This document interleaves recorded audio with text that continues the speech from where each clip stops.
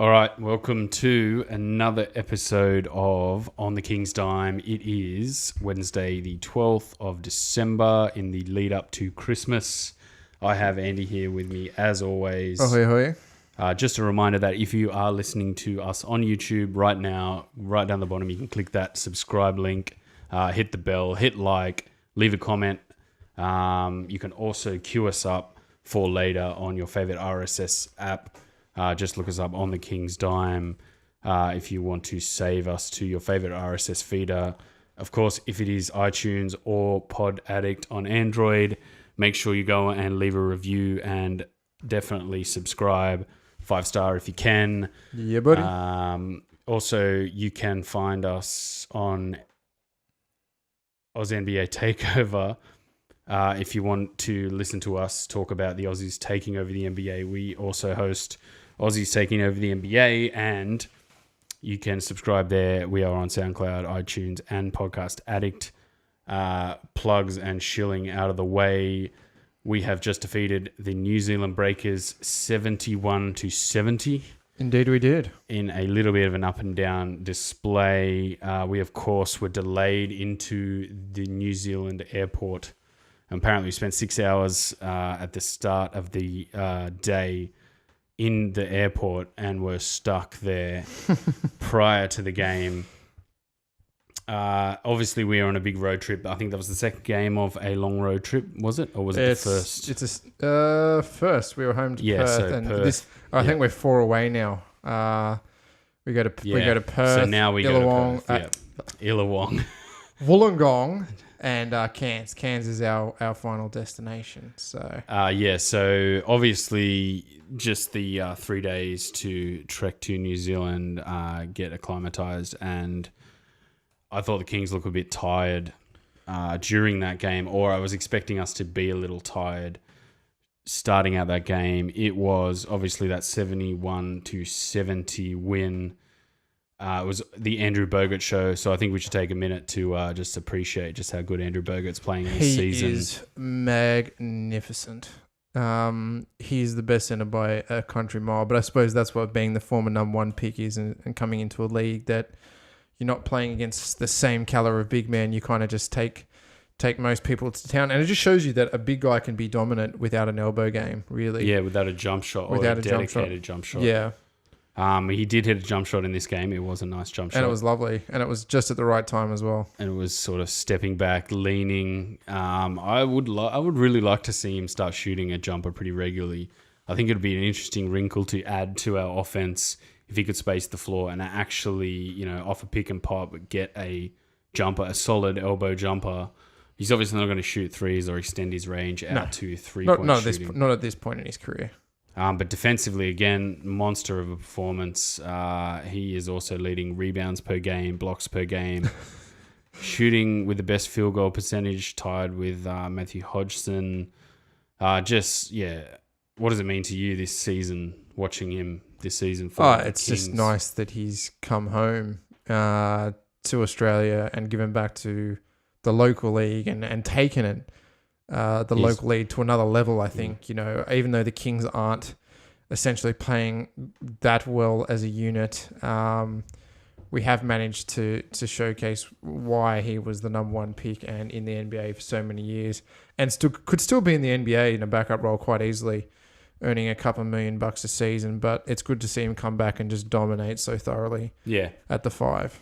So I still think he's dropped a few kilos. I think he's probably dropped about 10. Nearly he doesn't. 10 kilos. He doesn't need to be the same bulk. He's not going to get backed down by humongous people, except old matey up in Cairns. Oh yeah, Nathan Jawai. Who played for the Boomers actually during that break.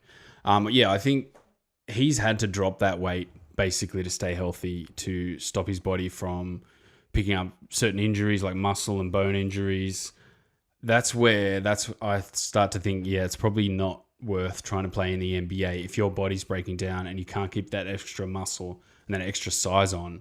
So coming back to Australia, I think he's able to play a better offensive game, a smarter offensive game, rebound, hunt blocks, and be a lot fitter, where, in the NBA, you'd have to do a lot more athletically. So it's the perfect opportunity for him to sort of downsize his body as well as keep his ability in our league, which, is not the caliber of the NBA, but certainly I think everything he's given back on the defensive end speaks for itself. It's fantastic.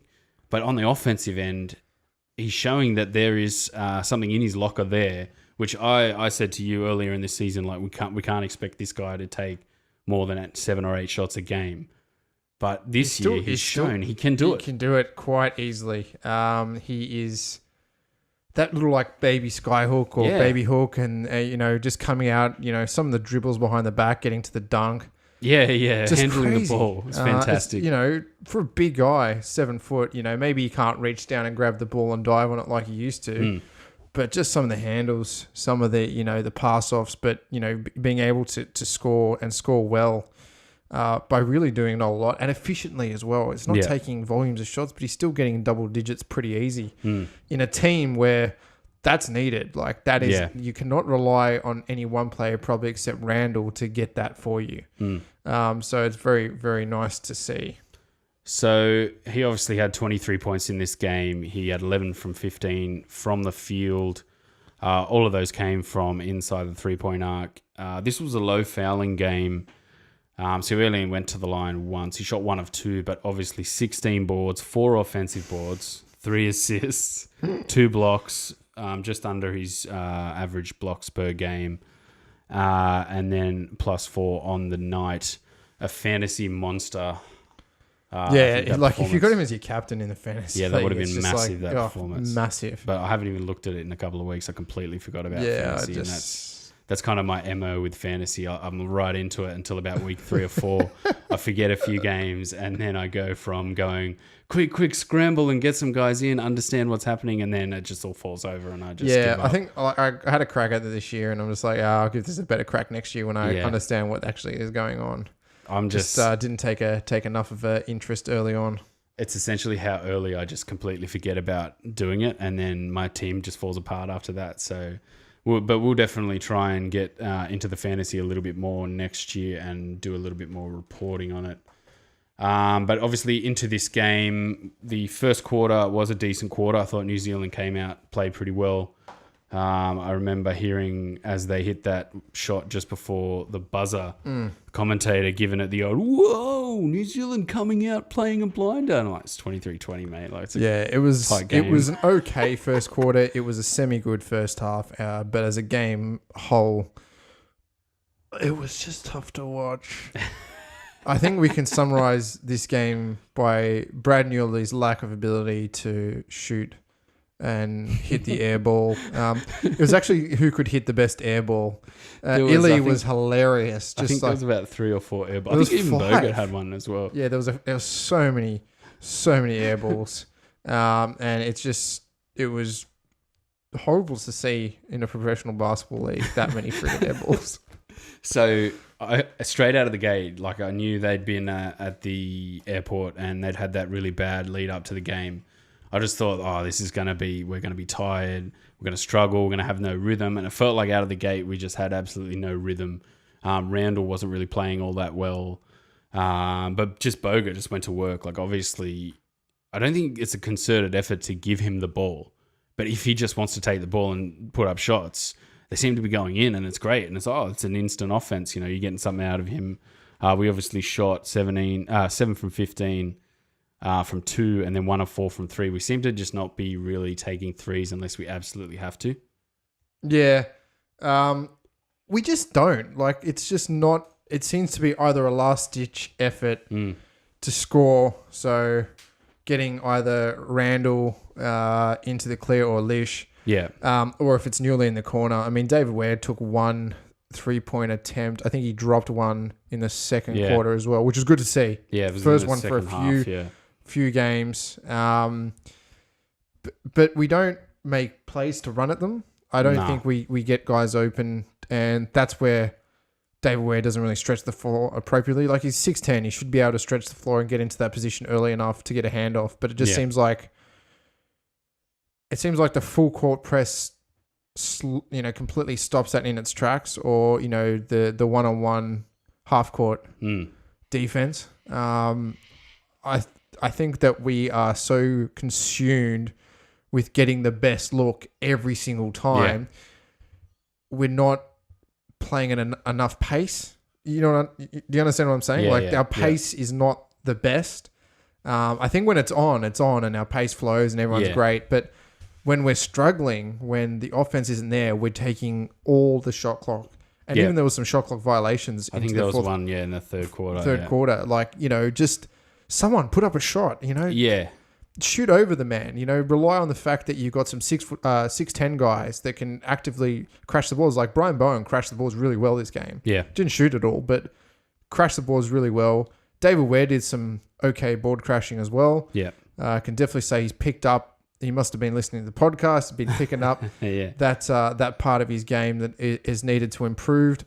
Kickett can't jump off the ground, but his sheer body size means that he can get a few tips out there. Yep. I don't think the guards roam enough in the open spaces for those wild threes. Yeah. Like you saw New Zealand in the fourth quarter get a lot of offensive boards because our guards weren't roaming the spaces properly. Yeah. Because they were throwing up some hard threes. Yeah. That were bouncing way back into backcourt. I think Long had one that hit the heel of the rim and pretty much bounced all the way out to someone who was at the 3-point line again. Pretty much. I think it was Wesley, and then he shot it straight away pretty much from that, and he missed it as well. But obviously we struggled at the start. Even our subs, like Adnam did not play well in this game, and he's been playing really well lately. Newley, obviously, he was a little bit up and down. I just feel like that delay getting into the airport, like getting out of the airport, maybe got in their heads a little bit, and we got tired and we were broken out of our rhythm. I mean, I don't think New Zealand really played that well. No, New Zealand didn't play well at all. That was just Brick City. I think Ty Wesley, he had not a bad game. From a defense. Illy was terrible on the offense, relatively good on the defense. He had a little bit of foul trouble too. Yeah, they all had kind of a little bit of foul trouble. Long and Abercrombie. It felt like every time Bogut went at Long, there was either going to be a foul or he was going to score. Yeah, and I think there was some pretty unjustified calls both ways. To be complete. A little bit. There was one where Bogut completely blocked him, and it was a completely clean block, and he got called for the foul. And there was one sort of down in the third quarter where Illy went up for this rebound and just basically put his elbow straight into Bogut's face. Yeah. And they were like, whoa, what an offensive board. And then they showed the replay and just elbowed him straight in the face. Should have just been a loose ball foul. But in that second quarter, it was 15-12 to the Kings, which made it 35 all at halftime. Bit of a low scoring game. But New Zealand in that second quarter, they shot 1 of 10 from 2, 10%. They had 2 of 8 from 3, 25%. And then 3 of 18 from the field, 17%. In that quarter. So did you feel like we defended well anyway? No. I just felt like they were bricking it. Well, I didn't feel like we were overly defensively capable, except Bogut. I think Long just got shut down pretty much at the post by Bogut, which is fair enough. That's going to happen. But then they just kind of like, oh yeah, we're just going to jack up threes. Yeah. Like Richard was 0 from 4. Illy was none from 2. Wesley was 1 from 5. And Abercrombie had a bit of a better game. And then Jared Weeks, who is a 27% three-point shooter, hits 4 from 6. And he's like, Weeksy, like what? Webster was none from 4. Webster didn't score. He was none from 9. Like it was just Brick City. So there must have been a lot of these missed looks. We also shot 4 of 12 from 2. And then 2 of 7 from 3. So we only shot 32%. I think that's one of our lowest shooting quarters that we've had. And it was just such a game that was in treacle the entire time. This game just felt so jank. Like if you're playing an old game, this game just felt jank. Just felt jank. Well, 35-35 at halftime. Then we came out in the third. Like it felt like we just went, right, boys, we've got one good quarter in us. Let's bang this quarter out. Use all of our energy now.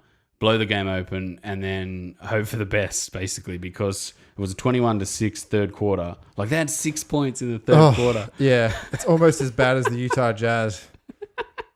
So they had 3 of 9 from the field and then 0 of 5 from 3, stone cold, 3 of 15.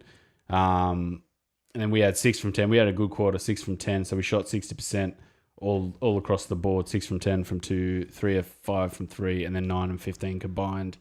There was no bucket until 7:58 left in the game, in the third quarter, basically for 2 minutes. Both teams couldn't score. Yeah, it was...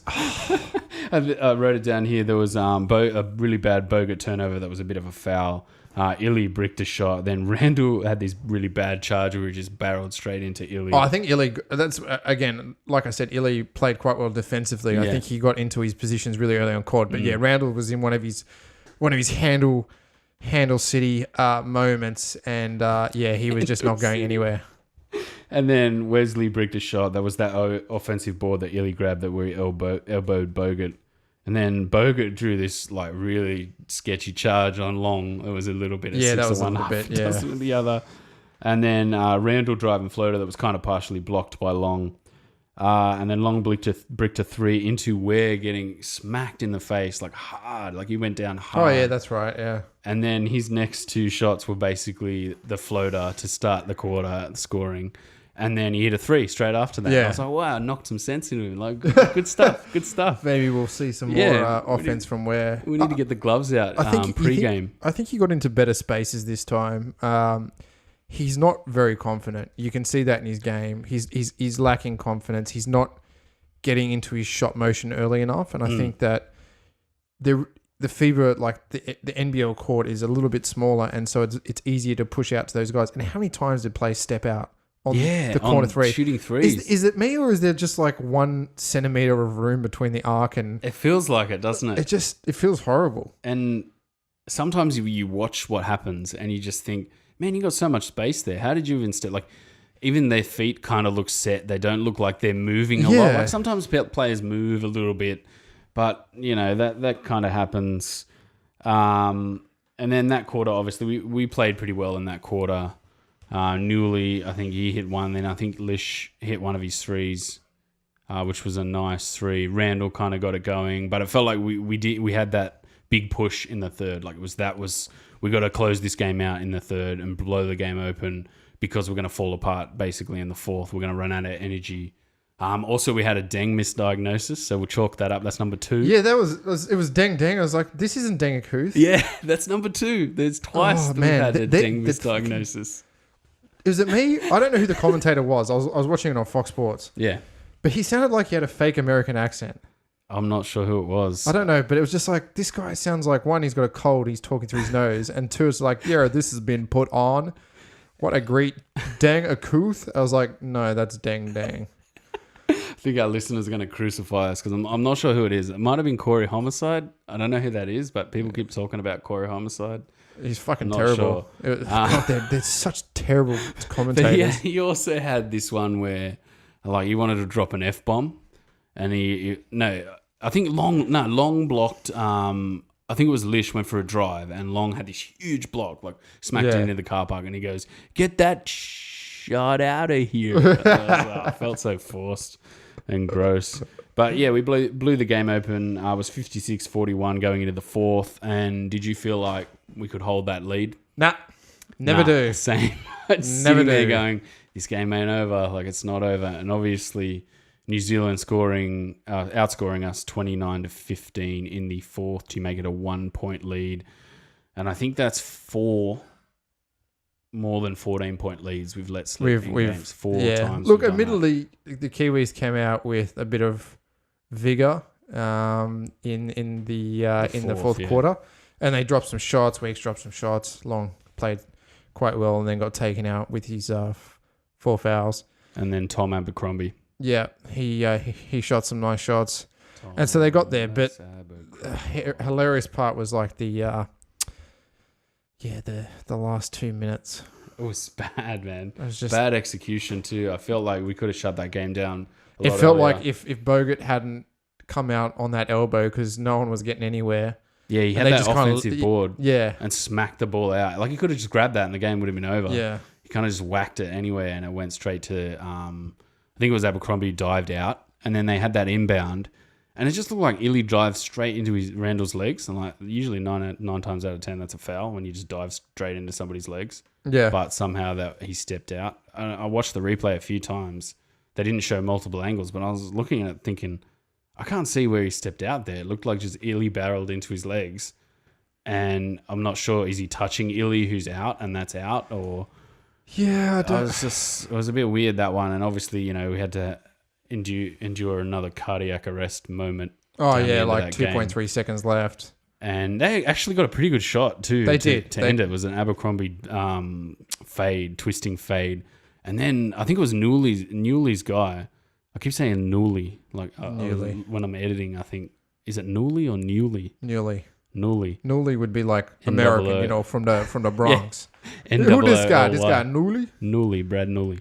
And then Bogut was chewing him out, like after the final whistle, after he'd missed that shot, was just like all over him. Like, you got to be there, you got to keep your hand up. And I was like, Bogut, settle down, mate. We just won. Like, it's good, man. He's passionate. Let's get out of here and celebrate the win. But obviously, going through the rest of the stats for this game, we had no steals. Tired. I think that's tiredness. Yeah, it was tired. Randall didn't look his usual handle self. I think he lost a couple of handles. Even Lish looked a little bit. He was a bit sloppy. I don't know why they're tired. Like they play 2 games a week. Like man, it's hard. It's hard knock life. Yeah, it's hard playing in the NBL, man. Yeah. Flying from Sydney to New Zealand, and when was that Perth game? It was on Thursday. Flying Friday, getting in there. Oh no, they probably stayed here. They probably flew last night. Yeah, but it was only a 12 o'clock game, so it's like 3 o'clock bloody time. Yeah. We also 2 blocks. The only 2 blocks for us were Bogut.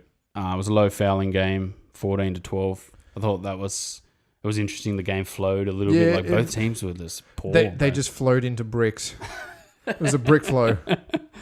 They had 70 offensive rebounds. That's still too high, man.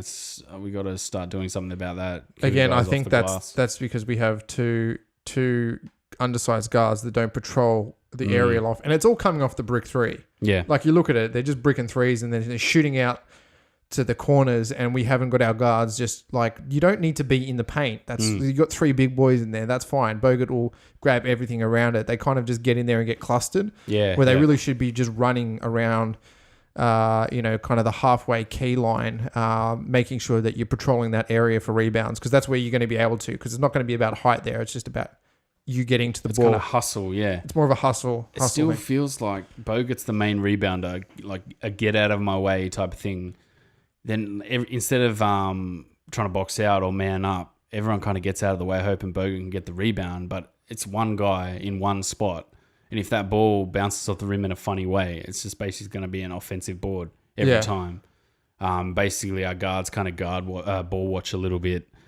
I'd like to see them tidy that up. Like, you know, if I ever had a conversation with Gaze, I'd be like, man, do some box out training, tidy that up, man, because it's killing us. We were tired as well. Obviously, we keep repeating that we were tired, but I think that kind of plays into it. It was a little bit low energy. Only 2 fast break points. Again, tiredness. 25 bench points for New Zealand.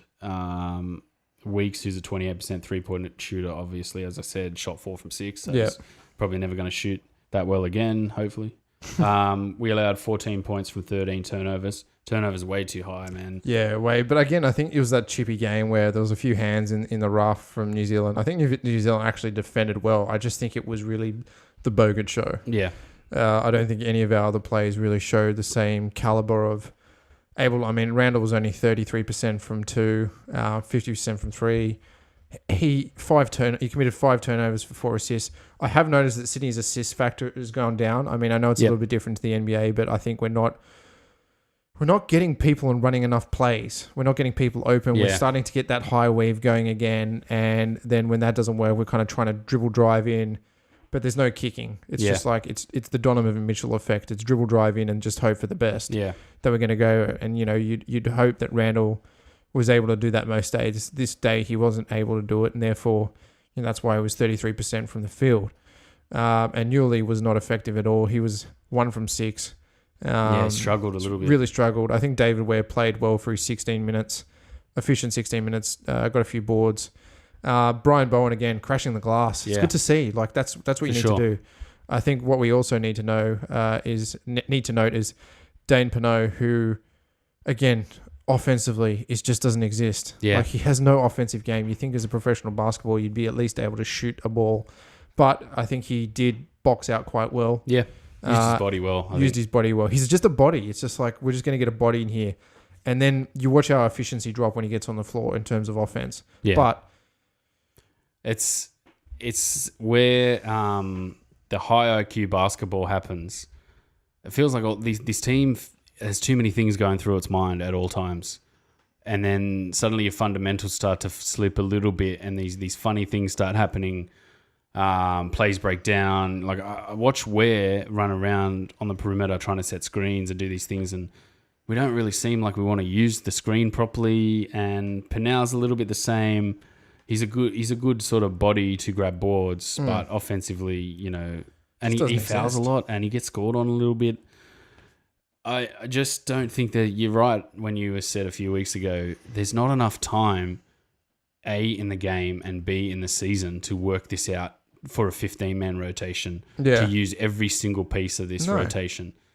And I don't feel like Gaze is probably already overcoaching them a little bit. Yeah. And then you have these nights where Bogut just heats up and starts shooting, and then it's so out of universe for him to heat up and take 15 shots and play well, that you're feeding him. That it's really out of offense. It's not a real offense. We want to move around and have that pistol. No, action, it's just weave. purely out of the fact that we've got nothing going on, and it's just like Bogut, like, well, I'll take over the game then. Yeah, and I like that. They fed him. They kept him going. Few nice sort of dribbles into the lane with a push shot. He doesn't shoot that enough, I don't think. And I think if he developed that elbow jumper, at least, to be respected, that might draw guys out of the paint a little bit more, open up some lanes. But his post entries, he just doesn't get them close enough to the rim, and either he gets it too close and he has to try and score, or he doesn't get it with enough penetration where he can screen and guys can run off him. We don't that's just dried up completely when we got to the NBL, like against Drexel and against that other bum uni that we played at the start. Nah, the first game, the St. Mary's, was it? Yeah, St. Mary's. Like, we were just all over the flash, all over the floor. He was handling cutters, getting wide open at the basket. I think the NBL does have a better lockdown defense than probably college basketball in America. I think that's very much flow. Yeah. Just kind of offensive, Rhythm where it's stuff. like, all right, now we'll get a full court press and start pissing these people off. Yeah. And really shut things down. Kickett actually found his three in this game. He had a couple of threes. Hit a nice step in three. Yeah. From the top. 10 o'clock, that's his spot, man. Like, he was shooting corner threes and the odd off the dribble, but we got to get him a shot at 10 o'clock to hit that three, because that's his spot, or right up top. He went away from being post Kickett. Yeah, which was good. That shot was dropping. Oh, he was trying to back Wesley down 2 or 3 times. Yeah. And just bricked. Just don't, man. Stop.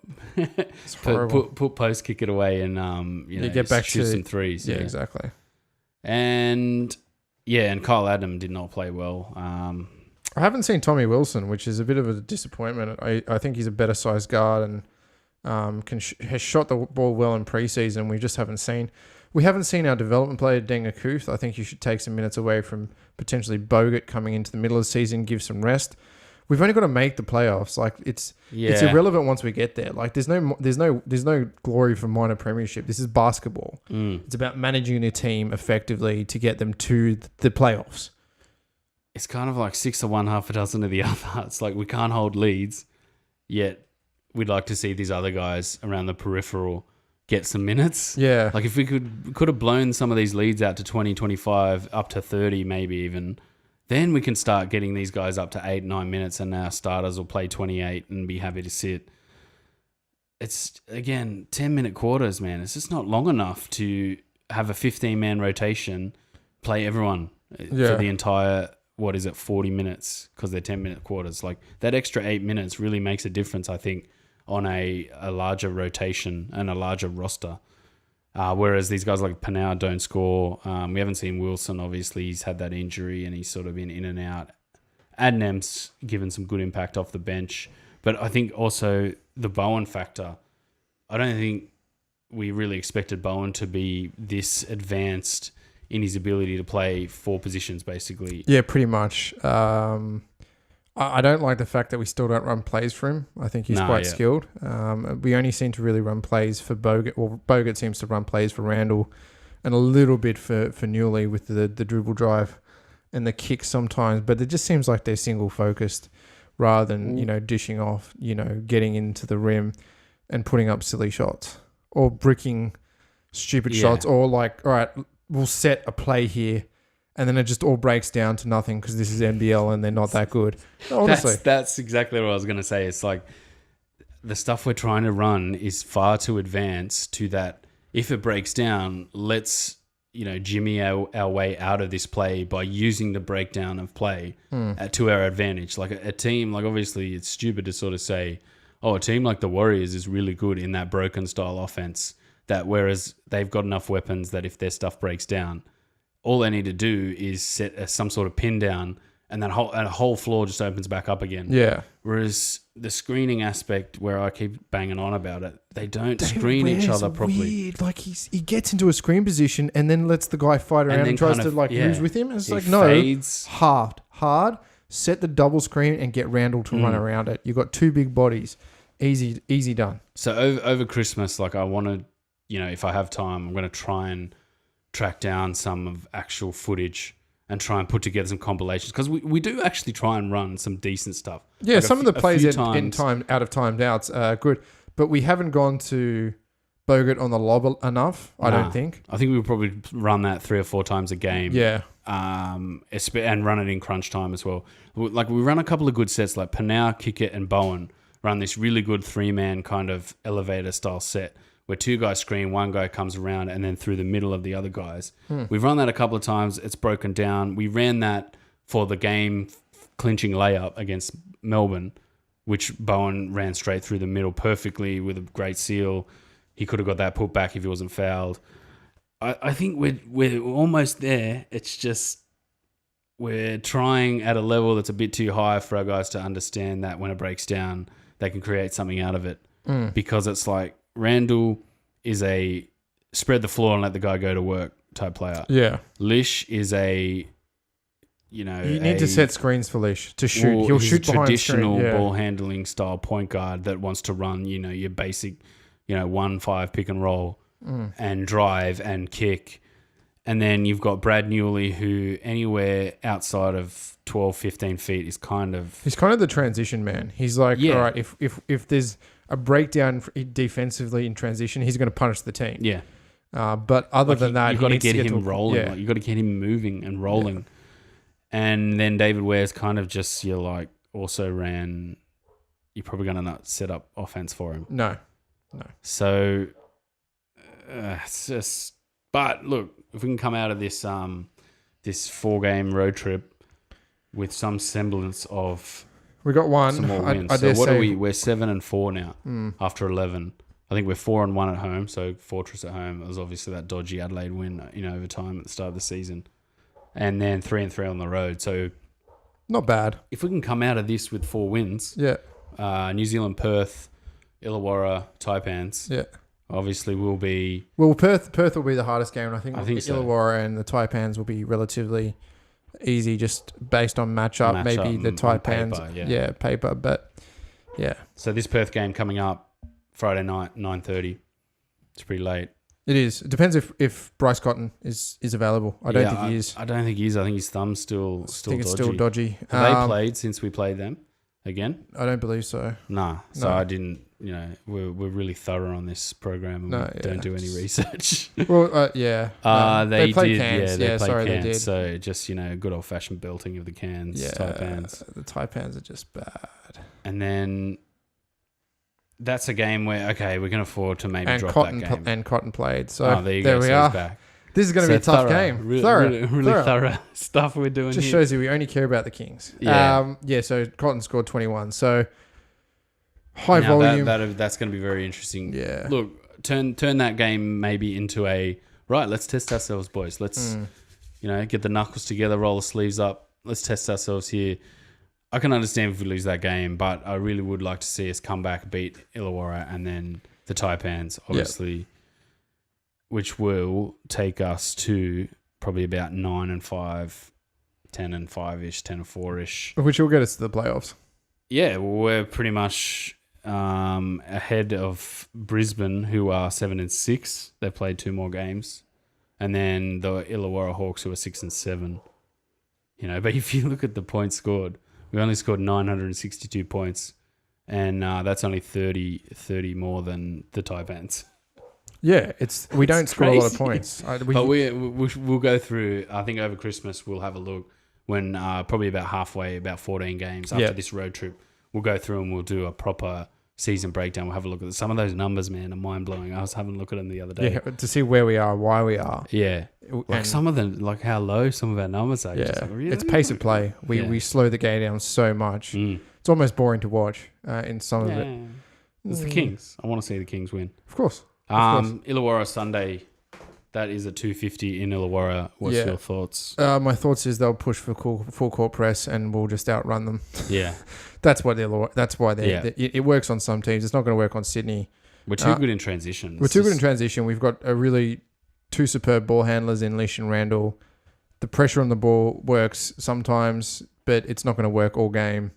And that'll break down pretty early on, and then Yuli can kill them on the fast break. So I don't think it's going to work. I don't think they've got a big man to match Bogut as well. So that's my breakdown of the Illawarra game. So the one counter to that obviously is the short turnaround, the Friday, Sunday. I think it should. One day. I think it. Coming from Perth. Yeah, that's a big one because that's a late game as well. That's where this could be another low energy game like this Breakers game. We come out slow. I still think we should be beating Illawarra. That's a main kind of. We need to just beat this team no matter what. Just I wonder if they're getting the red eye out Friday night. So from Perth, I think 9:30 or 9:50. That's 7:50. It's 7 o'clock. Oh yeah, usual time. Yeah. Finish at 10. Get the red eye out midnight. Do we do that? Yeah. Oh, there's a red eye from Perth to Sydney. Yeah. That's what, 6 hours? Yeah, 6 hours. Back the other way. 5 hours. 4.5 hours. Yeah. Against the wind. No, it's with winds back. Against winds over. Yep. Positive. Oh, just brutal. I hate flying, man. I'm terrible. And especially, it's not like they're private charters where they're getting massaged. On Virgin, yeah. Oh, it's Bogut in business, man. Let's fly, Shitstar. Brutal. Shitstar. All right, guys. So we should be back. When should we be back? What do we got coming up? I think we'll do a double game next Monday. Yeah? We'll do a double wrap rather than doing the single wrap. I think there was just a bit of... I had to go away for work and therefore we weren't able to do it earlier. But we'll do the double wrap on Monday. Make a long one out of it. Yeah. So peeps are good. And we'll get it going. And I think after that we're coming up to Melbourne it's next weekend. It's the 23rd, I think. Yeah, it's just the day Christmas. After finish work, basically. Yeah. So we'll try and get out to that and then do a bit of live streaming for everyone that cares. Cool. While we're there. Facebook Live. Hold the phone up like idiots, like everyone else sitting there. Nah, I'm kidding. You haven't been to a game yet, have you? Mate, it's hard with a 10-week-old. Yeah. It's good. Good atmosphere, man. You're going to really enjoy it. I will enjoy it indeed. Even though I just sat there by myself. It's pretty lame, but it's still awesome, man. Like, you grow up watching sport, and obviously I've gone to Sydney for 10, I think 12 I've got years. the 99-2000 jersey in the cupboard. Jersey. It'll come out for Saturday. Yeah, nice. Get it out. Get it out. I think the last time I went to a game before this season was with you, and then before that was like Razorbacks days, man. Well, Western Sydney. Yeah. Razorbacks. Yeah, the old Razorbacks, and that's going back in a previous life. Anyway, we shall see you all probably Monday next week. Peace out. Peace.